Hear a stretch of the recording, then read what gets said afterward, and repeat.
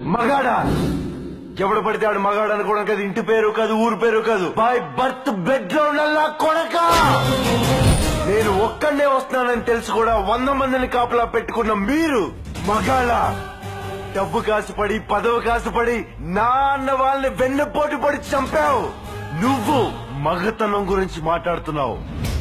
Body guards లేకుండా guns లేకుండా ఎవరిని ఈక కూడా పీకలేరు.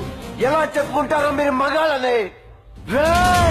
మీరు నిజంగా మగాళ్ళే అయితే మీకు 5 నిమిషాలు టైం ఇస్తున్నాను. గన్స్ కత్తులు లేకుండా నన్ను చేతులతో కొట్టి చంపేయండి.